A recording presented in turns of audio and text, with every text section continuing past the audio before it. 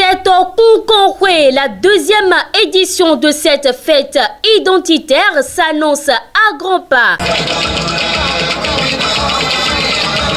Elle se déroulera du 22 au 26 février 2023 derrière le nouveau marché de Wedo dans la commune d'Abomey-Calavi. À cet effet, le tissu de l'unité des fils et filles 7 d'Odomola est disponible sur le marché au prix de 18 000 francs CFA. Pour tout autre renseignement, veuillez contacter le 97 22 20 14 ou encore le 64 20 10 63.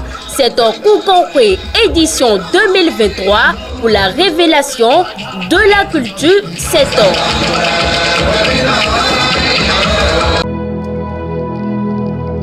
Vous prenez grand soin de votre corps au quotidien. Qu'en est-il de votre esprit? Il est temps de trouver la solution aux problèmes qui vous empêchent d'évoluer. Il est temps de débloquer ce qui vous bloque. Il est temps d'apprendre à manipuler les clés de la vie. Pour y arriver, suivez cette émission. En dehors de moi, qui suis-je?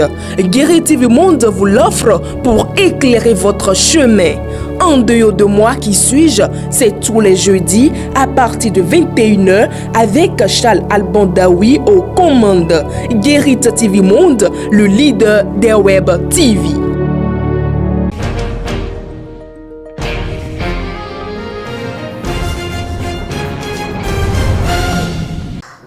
Tout le plaisir est pour nous, mesdames et messieurs, de vous donner la quintessence des informations qui font l'actualité internationale de ce mercredi 15 février 2023. Bonjour à chacun et à tous. Une vingtaine de personnes présumées coupables de l'assassinat du journaliste Martinez Zogo ont comparu devant le tribunal mardi 14 février 2023. Le verdict n'est pas encore tombé, mais pour l'heure, 3 options sont possibles pour tirer finalement le vin dans cette affaire. Toutes les personnes suspectées et interpellées dans le cadre de cette affaire, pour certaines depuis 2 semaines, ont été conduites devant le commissaire du gouvernement au tribunal militaire peu avant 14h ce mardi 14 février. Toutes dont le patron de la Direction générale de la recherche extérieure, le commissaire divisionnaire Massim Eko, le lieutenant-colonel Justin Danwe, directeur des opérations de la même institution, mais aussi l'homme d'affaires Jean-Pierre Amougou Belinga, promoteur de Vision 4 Télévision, et son directeur général Bruno Bidjan. Deuxième cas de figure, ils peuvent être renvoyés au secrétariat d'État à la défense pour complément d'enquête. Enfin, ils peuvent être libérés pour éventuellement comparaître libres en cas de procès si le tribunal estime qu'ils présentent suffisamment de garanties. Pour rappel, 5 personnes proches ou collaborateurs d'Amougou Belinga en garde à vue depuis quelques jours ont été libérés lundi. Toujours sur le volet juridique, 4 individus impliqués dans l'assassinat de l'ex-président haïtien Jovenel Moïse ont été appréhendés par la police ce mardi en Haïti. Il leur est notamment reproché d'avoir planifié puis financé ce meurtre à sang-froid. En conférence de presse à Miami, les enquêteurs américains expliquent que ces 4 hommes ont joué un rôle clé dans la préparation de l'assassinat du président haïtien le 7 juillet 2021. Assassinat largement formaté en Floride où les 4 hommes résidaient et ont été tous arrêtés hier matin. Les 3 premiers, un Colombien de 50 ans, un Vénézuélien de 59 ans et un Américain d'origine équatorienne de 54 ans, travaillaient tous dans une compagnie de sécurité basée près de Miami. Tous sont accusés de soutien à une conspiration pour kidnapper ou tuer le président haïtien. Le 4e, Frédéric Bergman, arrêté à Tampa, est décrit comme le financier de l'opération. Il est notamment accusé d'avoir fourni des gilets pare-balles au commando d'anciens militaires colombiens, auteurs du raid contre le palais présidentiel. Ces hommes étaient motivés par l'argent et le pouvoir, selon les mots des enquêteurs. Selon les échanges SMS, ils espéraient remplacer Jovenel Moïse par un homme à leur solde. Leur arrestation porte à 11 le nombre d'accusés actuellement détenus aux États-Unis dans le cadre de cette enquête lancée il y a près d'1 an. L'interpellation de ces 4 nouveaux suspects par le gouvernement américain est un signe de contribution et de solidarité à l'endroit du peuple haïtien, de l'avis de Pierre-Robert Auguste, président de l'Association des entrepreneurs, interrogé par notre correspondant en Haïti. Moi, personnellement, je souhaite qu'on arrive à mettre la main sur le dernier des complices. Même s'ils estiment que c'est un grand pas vers l'aboutissement de l'enquête, mais ils n'éprouvent aucune fierté parce que c'est la justice américaine qui essaie tant bien que mal de faire la lumière sur l'assassinat du président haïtien après plus d'1 an. Ce que nous n'apprécions pas, c'est que la justice haïtienne est absorbée par la justice américaine. S'indigne le coordonnateur de l'espace de réflexion et d'action citoyenne. De l'Haïti, on se rend à présent au Mali. 5 civils ont retrouvé la mort lundi 13 février 2023 lors des opérations de l'armée malienne et de ses supplétifs russes. Les événements se sont produits à Massina, dans la région de Ségou.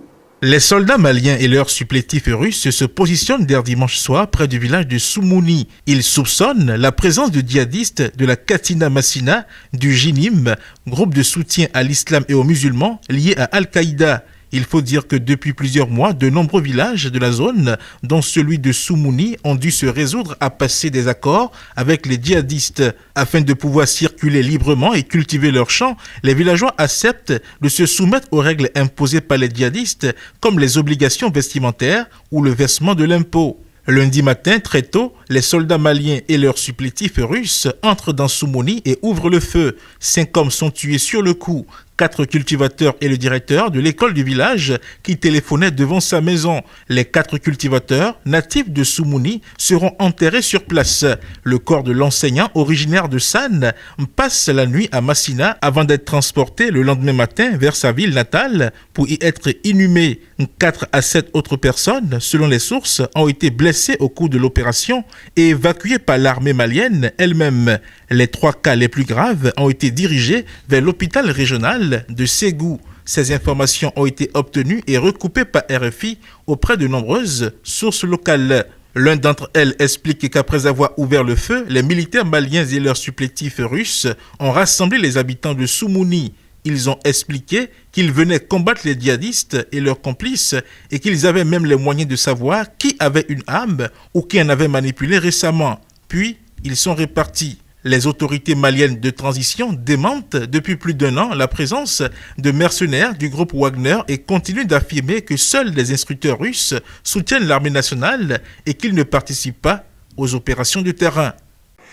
Dernière information à présent pour boucler cette session d'information. Le parti de l'opposition Union pour le progrès et le changement a saisi la justice burkinabé suite à l'interdiction de la tenue d'une de ses réunions en raison de suspension de manifestations politiques au Burkina Faso. Une mesure que trouve arbitraire cette formation politique.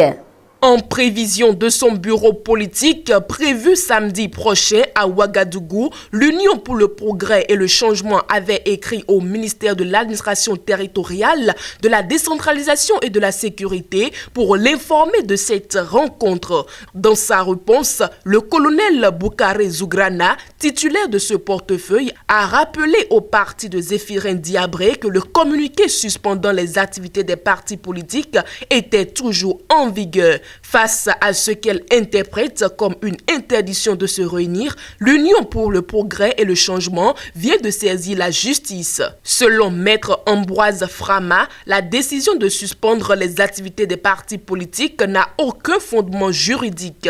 L'avocat, également président de l'Organisation des peuples africains au Burkina Faso, estime qu'avec le rétablissement de la Constitution, tous les droits fondamentaux sont rétablis, dont celui de la liberté des activités des partis politiques. La persistance du ministère a considéré que la suspension est maintenue, conclut-il, est une restriction illégale des libertés que le juge administratif devra sanctionner. C'est tout pour le condensé des informations qui font l'actualité de ce mercredi 15 février 2023. Merci pour votre aimable attention. On se retrouve demain pour d'autres nouveautés.